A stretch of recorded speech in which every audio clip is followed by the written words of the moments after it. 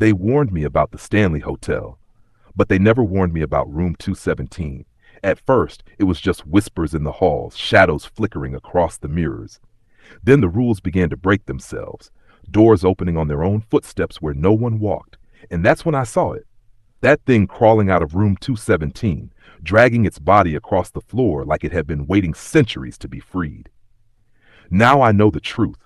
The Stanley Hotel doesn't just keep ghosts inside, it creates them. And if I don't escape tonight, I'll be the next one trapped behind its doors. Welcome back, everyone, to another chilling tale here on Dr. Snooze. Tonight, we're diving deep into the shadows where rules are meant to be followed, or else. Before we begin, don't forget to like, share, and subscribe. Your support keeps the horror alive. Now, let's step into the darkness together. When I first accepted the job as caretaker at the Stanley Hotel in Estes Park, Colorado, I thought I'd landed a dream opportunity. I'd read about the place before, its long history, its grandeur, and of course, its connection to horror. The whispers about Stephen King staying there and finding inspiration for The Shining had always fascinated me. I thought I would be stepping into a piece of history. What I didn't expect was how alive that history would feel, how suffocating and hungry it would be. The hotel was massive when I first drove up the long road leading to its wide front steps. White walls gleamed in the fading sun. The red roof seemed almost aflame under the evening glow. And the looming mountain backdrop gave it the look of something carved out of another world. Tourists crowded the place during the day, but my position was different. I wasn't there to entertain or guide. I was there to stay the nights, to oversee the emptiness when the guests were gone or tucked into their rooms, when the halls grew silent. That was when the hotel revealed its true nature, or so I would soon learn. The manager, Mr. Kavanaugh, was a tall, thin man with pale skin and tired eyes. He led me into his office on my first day, handing me a folder thick with papers. His voice was cold but steady as he explained what my responsibilities would be.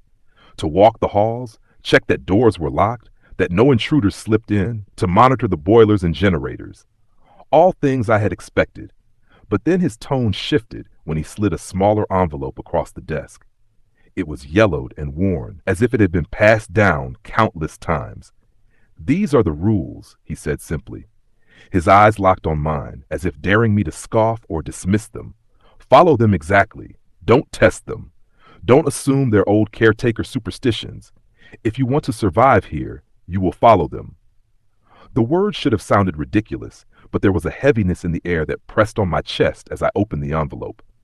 Inside was a list, typed out on paper that had yellowed with age. I remember the first few lines vividly because they lodged themselves into my mind the moment I read them. 1. After midnight, do not use the main staircase. If you must change floors, use the servant's stairwell near the laundry chute. 2. If you hear a child laughing in the hallways, do not investigate. Lock yourself in the nearest room until it stops. 3. At exactly 3:07 a.m., you must return to the lobby and sit in the red armchair until 3:17 a.m. Do not move until the time passes. 4. Never, under any circumstances, enter room 217 after dark. 5. If you see a woman in black standing at the end of the hall, do not acknowledge her. Look away, count to 10, and continue walking. 6. If the phone rings after 2 a.m., do not answer it. 7. Keep all mirrors covered after midnight. If you find one uncovered, turn it to face the wall immediately. I stared at the paper, uncertain if this was some elaborate joke, but Mr. Kavanaugh's face told me otherwise. He leaned forward, lowering his voice. "You'll want to memorize them. The hotel has a way of testing people. Some don't last long. Most who break the rules don't make it through the night." A cold shiver rippled through me. His words were too direct, too certain to be part of some playful legend. But I told myself it was nothing more than tradition, something to scare new hires into taking their night shift seriously. That first night, I reported at 10. The halls were alive with chatter then, as guests returned to their rooms after dinner, laughter echoing from the bar, the clinking of glasses ringing faintly through the air. The golden chandeliers gave off a warm light that made the place feel more welcoming than eerie. But as the hours passed and the guests retreated, that warmth drained away. The silence in the Stanley was not like silence anywhere else. It wasn't empty. It was heavy, suffocating, as though every wall and every piece of furniture held its breath, listening, waiting. My footsteps on the carpeted floors seemed too loud. My reflection in the tall glass windows seemed a half beat behind. Around midnight, I stood at the end of the long main staircase. I remembered the first rule immediately. The grand steps, wide and gleaming, seemed to beckon me downward. For a brief moment, I was tempted to use them. They were faster, after all. The servants' stairwell was cramped and narrow, but something about the hush that hung over those main stairs froze me in place. The air seemed colder there. A soft creak whispered from the banister, though I hadn't touched it. I backed away slowly and found the narrow stairwell instead. At 12:47, while checking the second floor, I heard it. A soft giggle. High-pitched like a little girl hiding behind a corner. It came from the far end of the hallway, just out of sight. My body stiffened as the words of the rules replayed in my mind. If you hear a child laughing, do not investigate. Lock yourself in the nearest room until it stops. Every instinct screamed to glance around the corner, to prove to myself it was just a guest child awake too late. But the giggle came again, closer now, followed by the faint pitter-patter of tiny feet running across the carpet. My hands shook as I fumbled for the nearest door. Room 204. I slipped inside, closing the door behind me and locking it with trembling fingers. Inside, the room was dark, but safer. I pressed my ear to the door. The laughter grew louder, circling the hall outside, sometimes right near the door, as if the child was waiting for me to open it. My heart pounded against my ribs. Minutes passed, though it felt like hours, until finally the sound faded. When I opened the door, the hall was empty, but the carpet looked disturbed, as if small feet had raced back and forth endlessly while I hid. By 3 a.m., my nerves were raw. I clutched the rule sheet in my pocket like a lifeline, reminding myself of the next command. At exactly 3:07, I had to sit in the red armchair in the lobby. When the time came, I descended the servants' stairs again, emerging into the vast lobby. The chandeliers above were dimmed now, their light weak and pale, casting long shadows that stretched unnaturally across the polished floor. The red armchair sat in the corner near the fireplace. Its fabric was frayed, its back tall and imposing. I lowered myself into it, the cushions cold beneath me. The clock on the wall read 3:07. My pulse thudded in my ears as I sat motionless, my eyes locked on the minute hand. The hotel changed as I sat there. The silence deepened. The air seemed to thrum with a low vibration, almost like a growl too deep for the human ear. Shadows bent strangely, stretching upward like long fingers clawing at the ceiling. I tried not to blink, but the edges of my vision flickered, dark shapes shifting and swaying as though circling me.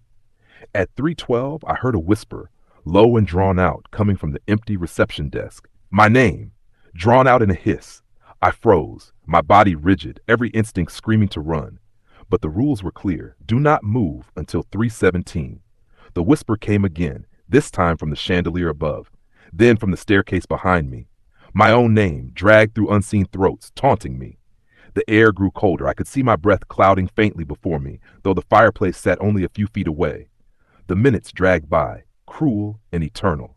My hands dug into the armrests of the chair, knuckles white. When the clock finally struck 3:17, the sound stopped. The shadows stilled. The vibration in the air faded. I shot up from the chair, my chest heaving, sweat cold on my skin. That was only my first night at the Stanley, and I had already learned something terrible. The rules weren't suggestions. They were survival. After my first night at the Stanley, sleep didn't come easy. Even when I finally left at dawn and collapsed into my small apartment in town, every creak of the building, every rustle of wind outside my window made me flinch. My body was exhausted, but my mind was on fire with images. The whisper of my name, the child's laughter, the way the shadows had seemed alive. When I returned for my second night, the manager greeted me with that same unreadable expression. Mr. Kavanaugh didn't ask me how it had gone. He simply glanced at me, and I think he could already tell by the look on my face that I'd obeyed the rules. Maybe that was all that mattered to him. The hotel felt different the second night, but not calmer. If anything, it felt more watchful. I walked the empty halls with the rule sheet tucked in my pocket again. Every word burned into my memory. My flashlight beam swept across old portraits of long-dead guests and founders. Their painted eyes seemed to follow me. Sometimes when I passed them, I could swear their mouths twitched as though holding back a smirk. By midnight, I already heard faint disturbances. Not laughter this time, but humming. A low tune, like someone humming a lullaby. It came from the third floor, but when I went up, there was no one there. The sound simply drifted away as if mocking my search. The second rule echoed in my head. If you hear a child laughing, do not investigate. But this wasn't laughter. The rules hadn't said anything about humming. My curiosity gnawed at me, but I forced myself to retreat. I reminded myself that the rules were not written casually. Maybe the things that weren't mentioned had no pattern, no explanation.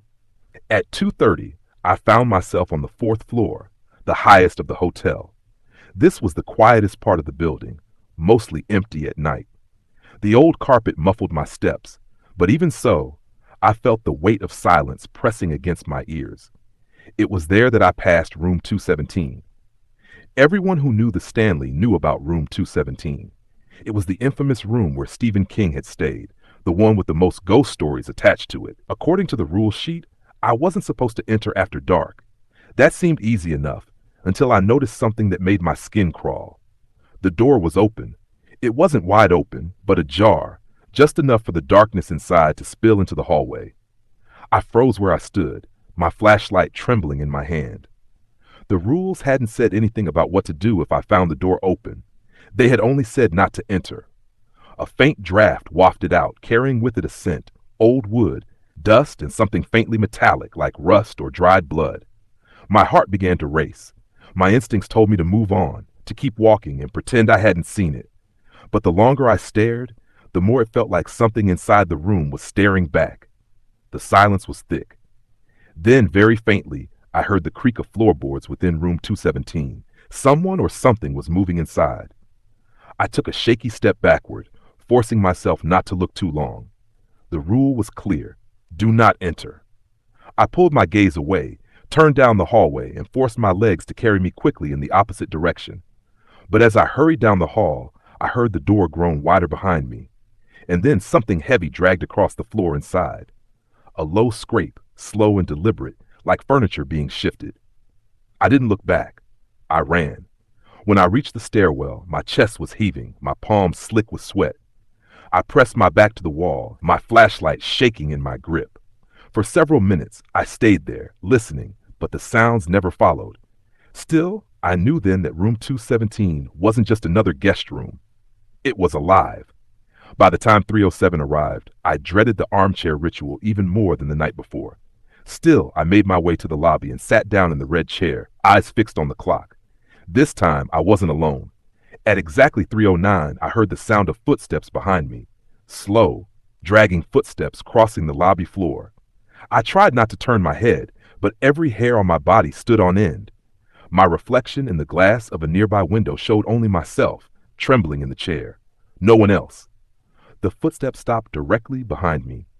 I could feel a presence towering there, its shadow falling over me. A cold breath brushed against my neck, though the air in the room was still. My fingers dug into the armrest. The rules screamed in my mind. Sit until 3:17. Do not move. So I sat. I clenched my teeth, shut my eyes, and prayed the time would pass quickly. At 3:13, a whisper slithered into my ear.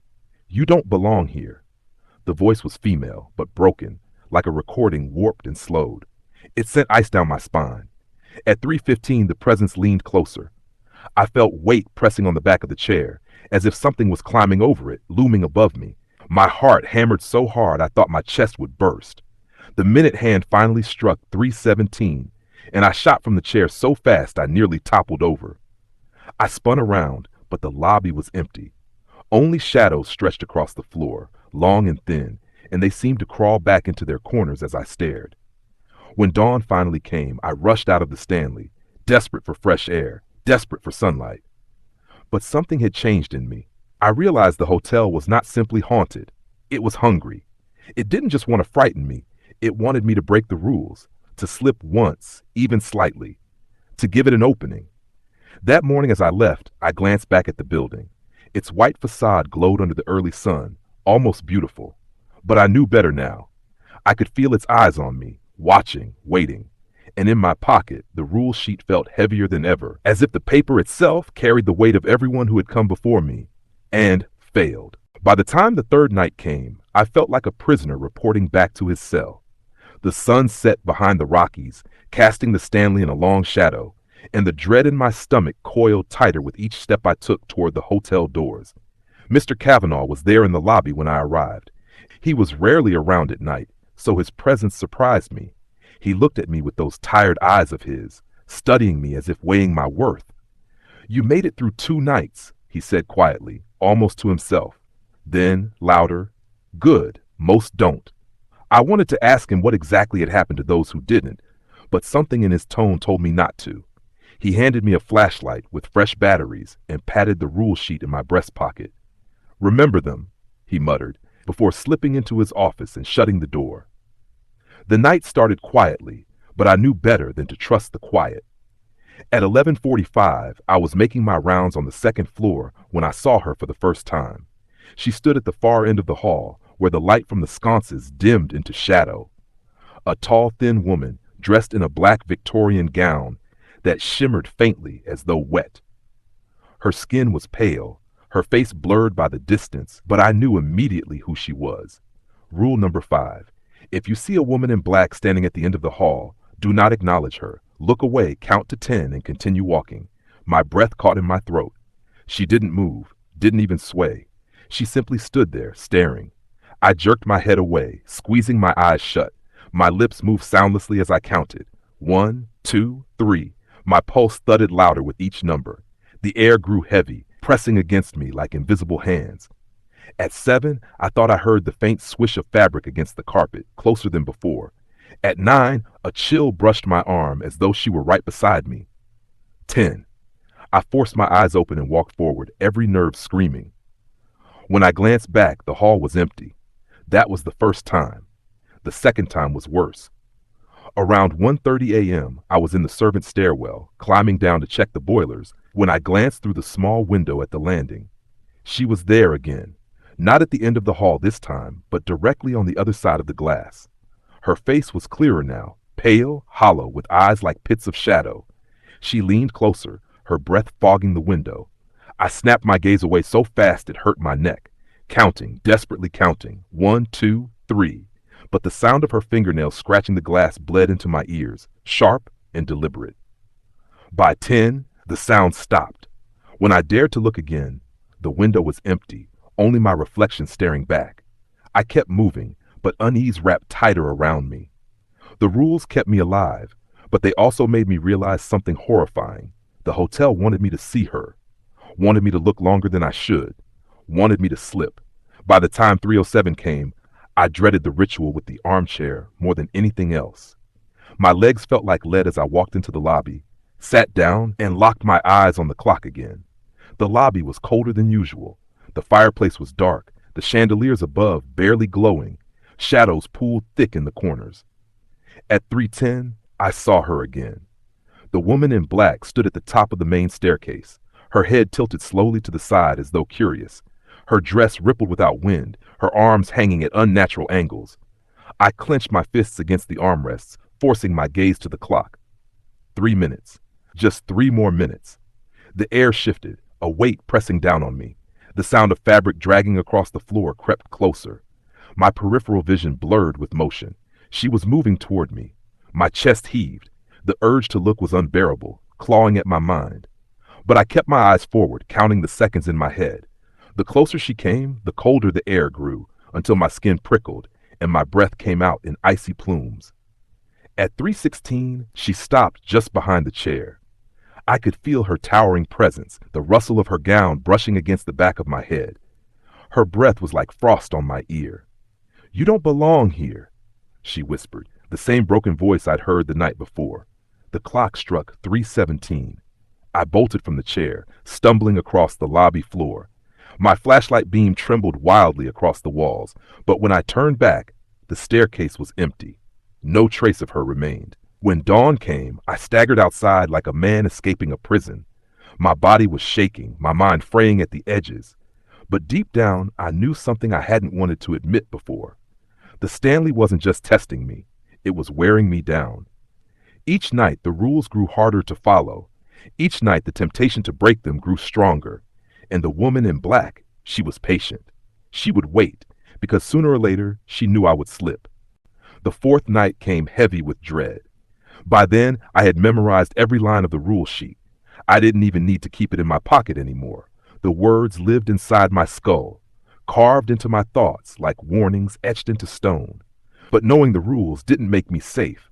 It only made me aware of how close I was to breaking them. That night, the Stanley seemed alive from the very start. As soon as I stepped through the doors, the air shifted. The chandelier lights flickered in greeting, the way a predator's eyes might glint in the dark. The walls creaked, though there was no wind. I forced myself into routine, walking the halls, checking locks, sweeping my flashlight beam over the long carpets. But something gnawed at me. The silence wasn't silence anymore. It was layered. Beneath it, faint and constant, I could hear a hum, like electricity running through the veins of the building. At 12:30, while checking the third floor, I passed a long hallway where every door was closed. I paused when I realized I wasn't alone. My reflection in the far window didn't match me. While I stood still, flashlight down, my reflection tilted its head and raised an arm as if to wave. My throat went dry. The rules about mirrors screamed in my mind. After midnight, all mirrors must be covered. If you find one uncovered, turn it to face the wall. The window wasn't technically a mirror, but in the dim light, it reflected like one, and it was uncovered. My hand shook as I approached, each step scraping my nerves raw. My reflection mimicked me until I was a foot away. Then it smiled. I lunged, grabbing the tall window's edge, and forced it open just enough to break the reflection. Cold mountain air rushed inside, and my reflection vanished. I slammed it shut again, my pulse hammering, sweat rolling down my temples. The rules had saved me again, but I felt the hotel grinning at my obedience. It wanted me close to failure. By 2, I was back in the lobby. The building was too quiet. The hum in the air grew louder, deeper, until it vibrated in my teeth. I tried to steady my breathing, and then I heard it. The phone rang. The sound split the silence like a knife. The desk phone at reception rang in sharp, mechanical bursts, each one louder than the last. Rule 6. If the phone rings after 2 a.m., do not answer it. I froze in place, staring at the old rotary phone as it rattled on the desk. The sound clawed at me, demanding attention. Something deep inside me wanted, needed, to pick it up. What if it was a warning? What if it was Mr. Kavanaugh? What if it was something important? The ringing grew frantic, each shrill burst echoing off the high ceiling. My hands twitched at my sides, my feet inched forward on their own. I could almost feel the cold receiver in my palm. I stopped myself just short of the desk, forcing my eyes away. But then a voice slithered from the receiver, muffled but distinct. Answer me. The words were drawn out, broken, like something imitating speech. The phone didn't stop ringing. It screamed now, vibrating against the wood. I clamped my hands over my ears, stumbled back, and stared at the clock. 2:11. How long would this go on? My skull felt like it would crack from the noise. Then the voice hissed again, sharper this time. Answer me, or she will. I didn't have to ask who she was. From the corner of my eye, I saw her, the woman in black, standing at the top of the main staircase, her face angled toward the ringing phone. She tilted her head slowly, as if waiting for me to break. I shut my eyes, counted to 10, forced my legs to move toward the servants' stairwell. The ringing followed me, echoing through the walls, chasing me down the steps. Even in the basement, where the boilers thumped and hissed, I could still hear it faintly, bleeding through the pipes. It finally stopped at 2:27. When silence returned, it was worse than the noise. At 3:07, I dragged myself back to the lobby, drained and trembling. I sank into the red armchair, every muscle tight, every nerve waiting to snap. The minutes crawled. Shadows slid across the ceiling, twitching like insects. My eyes stayed fixed on the clock, but I felt her before I saw her. The woman in black stepped into the edge of my vision, drifting silently across the lobby floor. She moved toward the phone, her pale hand stretched toward the receiver, her fingers curling just above it. My heart nearly stopped. If she answered, what would happen? Was that even in the rules? The clock struck 3:17 before she touched it. She vanished. I leapt from the chair, gasping for air, my whole body shaking. My mind screamed to run, to leave the hotel and never look back. But some terrible weight pressed me down, reminding me I had taken this job, reminding me I was bound to this place until the manager said otherwise. As dawn crept over the mountains, I stumbled out of the Stanley with one thought echoing in my mind. The rules weren't just for me, they were to keep them contained. And I was beginning to understand that the hotel wasn't haunted by ghosts alone. Something far older lived there. Something that used the rules not just as barriers, but as bait. It was only the fourth night, and I was already unraveling. By the fifth night, exhaustion hung on me like a weight. My body ached, my head throbbed, and every time I closed my eyes, I saw the woman in black standing just beyond the edge of my vision. I barely ate that day. When I arrived at the Stanley, I felt like a man walking into his own execution. The hotel seemed to know it too. From the moment I stepped inside, the air pressed down heavier than before.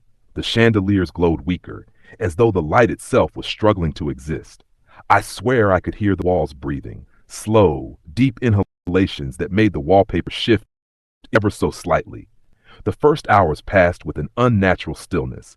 No laughter, no humming footsteps. That silence felt worse than the noises had. It was the kind of silence that waits, that stretches itself thin until you can't take it anymore. At 12:41, while patrolling the fourth floor, I stopped dead in my tracks. Room 217's door was wide open. I froze, my flash beam trembling as it spilled into the black gap of the room. The rule echoed in my head: never, under any circumstances, enter room 217 after dark. But this was different. Before, the door had only been cracked. Now it was yawning open, as if the room itself was calling me inside. I turned away, fast, but a sound followed me. A dragging, scraping noise. Something heavy shifting against the floorboards inside the room. I kept walking, trying to ignore it, but the noise grew louder, more insistent. Then came the whisper. "Come in." It was faint, almost playful, like a mother coaxing a child. My legs stiffened. My throat went dry. I told myself to keep moving, to head for the servants' stairwell, but my feet wouldn't obey. I stood rooted, my head tilting ever so slightly toward the open door. I forced myself to run. My shoes pounded against the carpet, carrying me down the hallway. I didn't stop until I reached the second floor, chest heaving, sweat pouring down my neck. But when I turned the corner, there it was again. Room 217, its door standing wide open. I stared in disbelief, heart hammering. That wasn't possible. I had just left the fourth floor. Yet here the door was, waiting for me. I backed away, panic clawing at my chest. The whisper followed, curling through the hall. "Come in." My flashlight flickered. Shadows swelled along the walls. I spun and sprinted toward the servants' stairwell again. My lungs burned, my body screaming. But I didn't stop until I burst into the lobby. I bent double, gasping for breath, staring at the far wall to steady myself. That was when I saw it. The lobby now had two doors. One was the normal entrance, double glass doors leading out to the front porch. But beside them, impossibly, stood another door. Old, wooden, painted white, its brass numbers gleaming faintly in the dim light.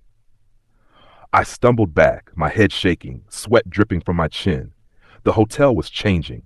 The rules no longer mattered because the hotel was bending space itself to force me into breaking them. I collapsed into the red armchair before 3:07 even struck, my entire body trembling. When the clock finally ticked to 3:07, I was already sitting, already holding my breath. That was when the air shifted again. I heard the door across the lobby creak open. Slowly, painfully slow, the door to room 217 swung inward. Darkness spilled out, darker than night, darker than anything I'd ever seen.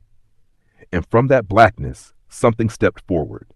Not the woman in black, something else. A shape crawled out, hunched and twisted, its limbs too long, its head bent at a crooked angle. Its hands dragged across the floor, nails screeching against the wood. It moved slowly, deliberately, as though savoring the moment. My blood froze. My eyes darted to the clock. 3:11. I couldn't move until 3:17. The thing dragged itself closer, its breath rattling in and out like broken machinery. Its skin was gray, patchy, stretched too tight over bones. When it finally lifted its face, I saw its mouth. It was wide, too wide, a grin that split its head nearly in half, teeth long and black, glistening with something wet. "Come in," it hissed. I clamped my eyes shut, shaking violently in the chair. My body screamed to run to break the rule, but I forced myself to stay. Every second stretched into eternity. At 3:15, I felt its breath against my face. Cold, rotting. My stomach lurched. Its voice rasped in my ear again, softer, hungrier. You will. When the clock struck 3:17, my eyes snapped open. The thing was gone. The door to room 217 was closed, as if it had never been there at all. I staggered from the chair, nearly collapsing onto the lobby floor. My vision swam, my chest heaved, and I thought I might vomit right there. But worse than what I saw was the realization it left me with. The rules weren't just keeping me alive anymore. They were binding me to the game. The hotel wanted me to break one. It was twisting itself, reshaping its halls and doors, to corner me into doing it. And if I slipped, even once, I knew exactly which room was waiting for me. Room 217. By the time the sun should have risen, I knew it wasn't coming for me anymore. The night refused to end. No faint glow seeped through the lobby windows. No sign of dawn touched the mountains beyond. Time had broken inside the Stanley, looping, stretching, mocking. The clock above the desk ticked past 4, then 5, then 6, and still the hotel remained steeped in endless night.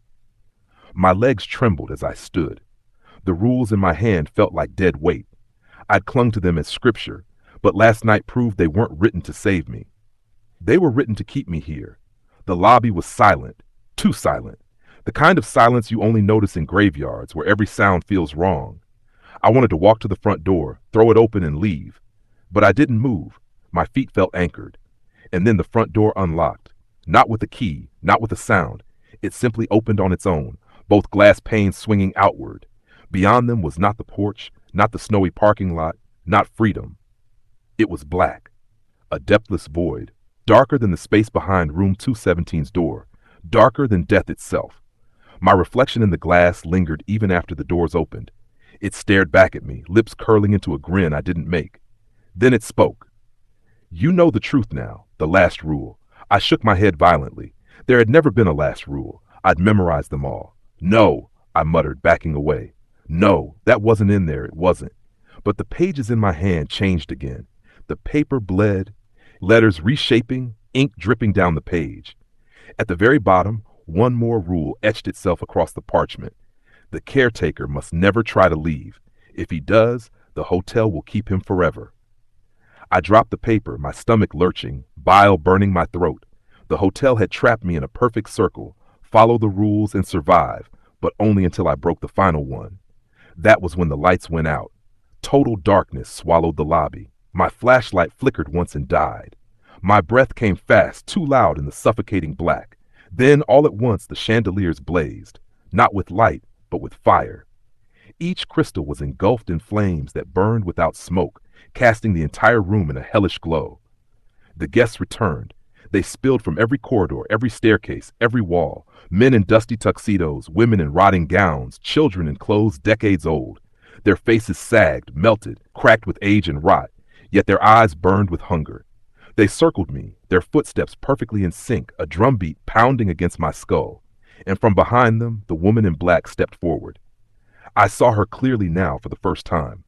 Her veil no longer covered her face. Her skin was gray, lips blue, eyes milky white. Her mouth hung open in a silent scream, teeth jagged and blood-stained. And when she spoke, her voice was not her own. It was the hotel's. A chorus of whispers overlapping, too many voices to count. You've lasted longer than most, but all caretakers fall. The hotel must feed. I staggered back, clutching at my chest. I followed the rules, I gasped. I did everything. I never broke them. She tilted her head, and the whispers hissed like steam. But you want to run, and that is enough. The guests closed in. Their hands reached out, skeletal fingers brushing my skin. The touch burned, left welts across my arms. I shoved through them, panic exploding in me, and sprinted for the stairwell. But the stairwell wasn't there anymore. Instead, a single door stood at the end of the lobby. White paint, brass numbers gleaming. 217, I froze, chest heaving, tears burning hot in my eyes. The hotel had cornered me. There was no escape. The door creaked open slowly, and the blackness inside pulsed like a heartbeat. Something waited there, something alive. The guests parted behind me, leaving a clear path to the door. The woman in black raised a trembling skeletal hand and pointed. The message was clear. Go in. I screamed, the sound ripping my throat raw. My legs betrayed me, dragging me forward step by step. The air grew colder the closer I got. I tried to close my eyes, but the black inside the doorway pulled at me, demanded my gaze. My body crossed the threshold. Inside was not a room. It was endless, a cavern of shadows stretching into eternity. The floor was alive, a carpet of writhing bodies, past caretakers, their faces pale, their mouths sewn shut, their eyes begging. They reached for me, pulling at my legs, dragging me down into their mass. I fell to my knees, clawing at the floor, but their hands tore at my skin, breaking me piece by piece. Their mouths opened wide despite the stitches, spilling blood as they whispered in unison. You're one of us now. The woman in black stepped into the room, her body melting, dissolving into smoke, until she wasn't separate anymore. She was the room, the darkness, the Stanley itself. The last thing I saw before I was pulled under was the far wall of room 217. It wasn't a wall at all. It was a mirror, and in it I didn't see myself struggling. I saw myself standing tall, smiling, dressed in a caretaker's uniform. My eyes were dark and endless, my grin stretched impossibly wide. And I spoke, though my mouth in the real world was filled with blood and dirt. Welcome to the Stanley. The black swallowed me. The hotel had its caretaker. Forever. And that wraps up tonight's terrifying story, only on Dr. Snooze. If you enjoyed this horror journey, don't forget to like, share, and subscribe. It really helps keep the channel alive and growing. Thank you for watching till the very end, and remember, the rules are there for a reason. Sleep tight if you can.